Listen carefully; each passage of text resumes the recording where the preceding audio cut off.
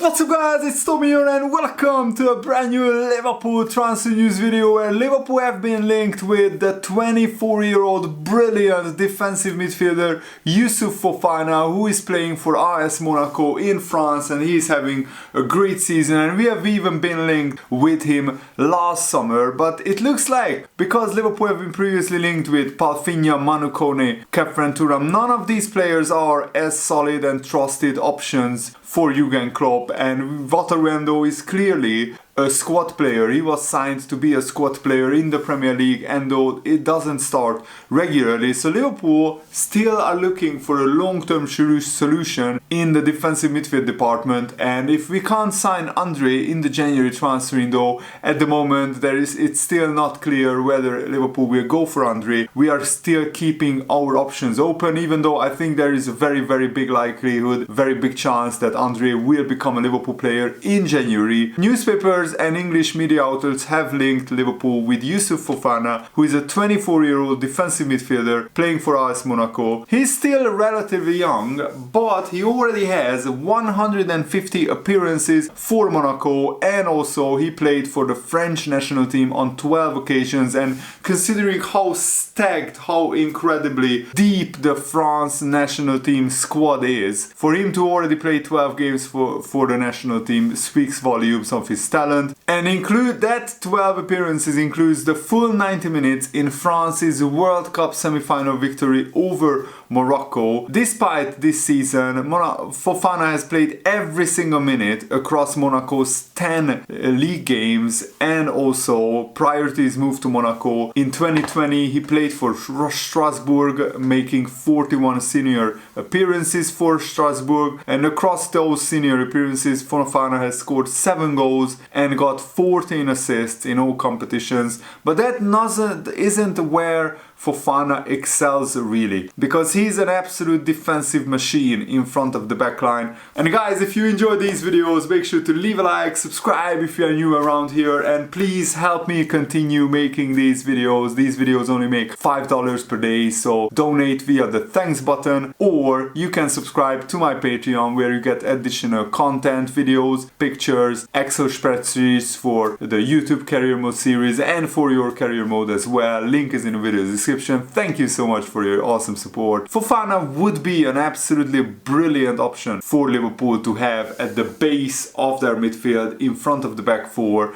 which would allow McAllister to push further forward, and of course Dominic Szoboszlai or Gravenberch to have a license to move forward and to bang in goals. Dominic Szoboszlai is playing a little bit further behind than at Leipzig. He recently gave a brilliant interview for a Hungarian journalist, which I watched in full because of course I'm also Hungarian, so I understood the whole interview. And Szoboszlai revealed that at Leipzig he was playing in a 4-2-3-1 or a 4-2-2-2 formation further forward in the attacking midfield role. So he either had 1, 2, maybe 3 players in front of him. At Liverpool, he has minimum 3 players in front of him, sometimes 4. So he doesn't always get the final pass or doesn't always get to find the final shot like he did at Leipzig. That's why his numbers are a little bit lower in the attacking department than at Leipzig. Those numbers are a little bit lower at Liverpool. But as soon as Liverpool get a proper defensive midfielder in the January transfer window, I think because Thiago is out until the new year, Jurgen Klopp has revealed Liverpool absolutely have to sign a midfielder in the January transfer window, because Thiago is just not an option at the moment. The last time Thiago played the full 90 minutes in a senior game was in January, on the 21st of January 2023. So for the whole year, Thiago has been pretty much out injured for almost the whole year, which is absolutely devastating. And I really am very sad that we can't see a Thiago Szoboszlai McAllister or a Thiago Gravenberch Szoboszlai midfield. Those are mouth-watering midfield dynamic options that so so far sadly Liverpool couldn't explore and couldn't put on the page because Thiago's unavailability. Fofana is usually playing at the base of the midfield as part of a deep lying double pivot, often featuring alongside of course former Chelsea and Juventus midfielder Denis Zakaria. This would perfectly fit into Jurgen Klopp's current tactical system, which sees Trent move into the double pivot inside to support right now Alexis McAllister, who is one of the deep lying playmakers. Having Fofana and Trent Alexander-Arnold alongside each other could be the perfect combination of physical presence and magnificent footballing ability. And Liverpool are set to reinforce their defensive line next summer, so Fofana could be a perfect option for a January move, maybe even alongside the likes of Andre. There is a world where we could sign both players in the January transfer window. Right now Transfermarkt value Fofana at 24 million. Probably his cost will be closer to 30 million pounds, but even at 30 million I think that would be a really good price for Fofana. Fofana's defensive ability is clear to see both with the eye test but also the numbers to back it up. If you compare Alexis McAllister's defensive stats with Fofana's, tackles per 90 minutes, McAllister is 1.95, Fofana is 2.25, so Fofana has better tackling. Challenges per 90 minutes is pretty much identical. Blocks per 90 minutes, 1.58 for Fofana, 1.24 for McAllister, so Fofana is better in that metric. The challenges is 1.1 for both players. Interceptions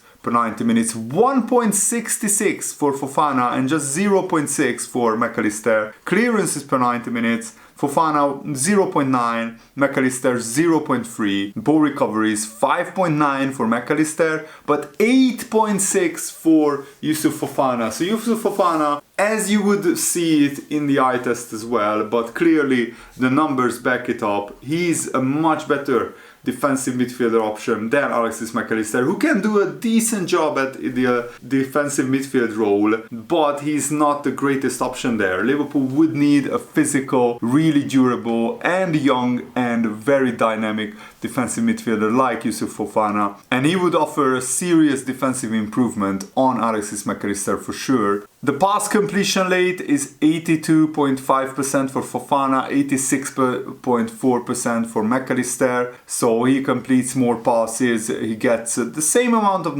assists, they get both players 0.1. Key passes, McAllister 1.5, Fofana basically 1. Passes into the final third, 5 for McAllister, 5.9 for Fofana, and progressive passes 7.6 per 90 minutes for Fofana and just 6.5 for McAllister, which is pretty decent as well. So if you compare the passing statistics of Fofana and McAllister, it's clear to see that Fofana is more than capable of progressing play from the base of the midfield as well. His statistics become even more impressive when you consider how poor Monaco have been over the recent years, especially in terms of attacking output. Bringing in a player like Fofana would allow McAllister to move back up the pitch and provide some real creative excellence at the other end of the football pitch. And Nottingham Forest have made a proposal to sign Fofana in the summer transfer window, but in the end he turned them down, and in the end Nottingham Forest ended up signing Sangare from PSV Eindhoven,